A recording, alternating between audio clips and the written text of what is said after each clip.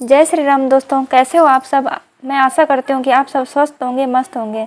तो स्वागत है आपका मेरे YouTube channel struggle life motivation में। आज की वीडियो बहुत ही स्पेशल होने वाली है, तो वीडियो को अंत तक ज़रूर देखिएगा। तो चलिए वीडियो शुरू करती हूँ।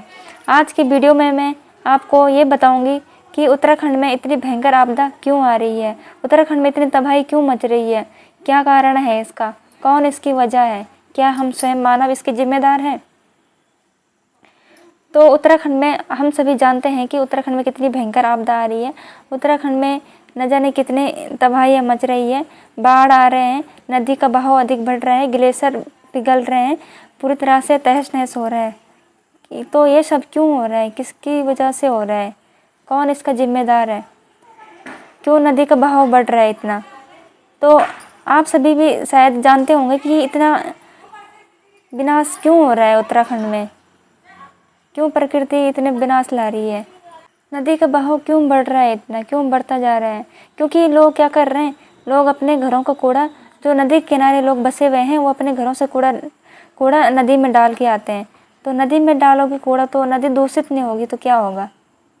नदी को अपवित्र कर रहे हैं हम सब, नदी को स्वच्छ नहीं रख रहे हैं, इसलिए नदी का बहाव बढ़ता जा रहा है और जिससे प्रलय आ रही है।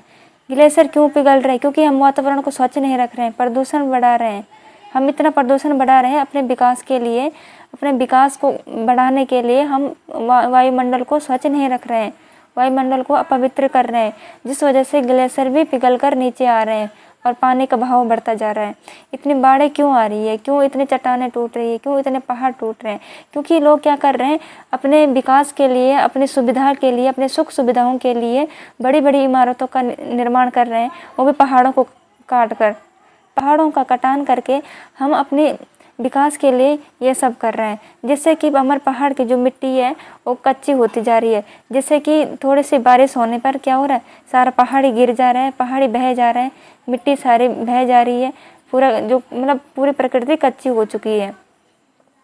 मानव अपने सुख सुविधाओं के लिए प्रकृति का विनाश कर रहा है, जिससे कि प्रकृति विपरीत हमारे साथ भी हमारा विनाश कर रही है। अगर हम प्रकृति को बचाने में साथ नहीं देंगे तो प्रकृति हमें कैसे बचाएगी। हम प्रकृति का विनाश कर रहे हैं खुद की सुविधाओं के लिए, तो प्रकृति भी खुद को बचाने के लिए हमारा विनाश करेगी, ये तो है ही। ये तो खुद सोचने वाली बात है ना। अगर प्रकृति का विनाश करेंगे तो प्रकृति हमारे साथ भी वैसे ही करेगी। हम नेचर को नेचर नहीं रहने दे रहे हैं, हम अपने सुख सुविधाओं के लिए प्रकृति का उपयोग कर रहे हैं, प्रकृति का यूज कर रहे हैं, गलत इस्तेमाल कर रहे हैं।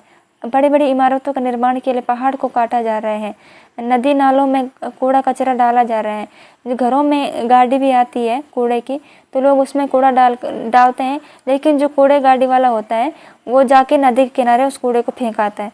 तो इससे भी पवित्र कहाँ से, इससे भी अपवित्रता फैल रही है, नदी गंदी हो रही है। नदी को गंगा माँ का दर्जा दिया गया है, उसे गंगा माँ माना गया है, तो उसको क्यों अपवित्र कर रहे हैं। अगर हम अपवित्र कर रहे हैं तभी ये प्रलय आ रही, नदी का बहाव बढ़ रहा है, हम सबको बह के ले जाएगी। ठीक है, प्रकृति को अगर स्वच्छ रखना है तो मानव की भी कोई जिम्मेदारी होती है, हमें भी जिम्मेदार बनना चाहिए अपने प्रकृति के लिए। हमें इतना प्रदूषण नहीं फैलाना चाहिए, वातावरण को स्वच्छ रखना चाहिए। कूड़े कचरे को नदी में न डालकर उसे मिट्टी के नीचे दबा देना चाहिए हमको।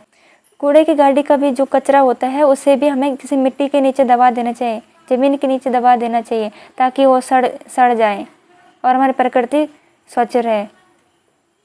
हमें नदी को साफ रखना चाहिए। जो लोग नदी के किनारों में बसे हुए हैं तो उनकी भी ये जिम्मेदारी है कि वो नदी को स्वच्छ रखें। अगर वो नदी के किनारे हैं तो उनका फ़र्ज़ है कि वो नदी को साफ़ सुथरा रखें, उसमें कूड़ा कचरा ना फेंकें। और जो लोग बड़ी बड़ी इमारतों का निर्माण के लिए अपने घर बना रहे हैं, और जो लोग अपने घरों को, अपनी बड़ी बड़ी इमारतों को पहाड़ों को काट कर बना रहे हैं उस जगह पे, तो उन्हें नहीं बनाना चाहिए। उन्हें जिस तरीके से हम अपनी सुविधा चाहते हैं उस तरीके से प्रकृति की भी सुविधा देखनी चाहिए। अगर हम पहाड़ काट देंगे और वहाँ पे अपना घर बना देंगे, पहाड़ों को काट कर हम अपनी इमारतें बना देंगे, तो हमारे पहाड़ कैसे सुरक्षित रहेंगे, हमारे पहाड़ कैसे मजबूत रहेंगे, हमारी मिट्टी कैसे मजबूत होगी। वो एक दिन बारिश हो जाने के कारण बह जाएगा सारा, फिर ना वो घर रहेगा ना वो इमारतें रहेगी, वो सारा बह जाएगा।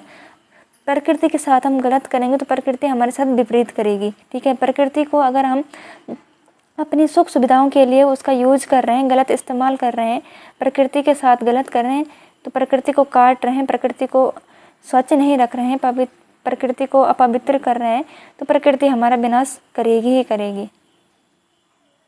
प्रकृति के साथ हम जैसे करेंगे प्रकृति वैसे ही हमारे साथ विपरीत करेगी। इसीलिए प्रकृति को हमारा फर्ज है कि हम प्रकृति को स्वच्छ रखें, पेड़ पौधे ना काटें।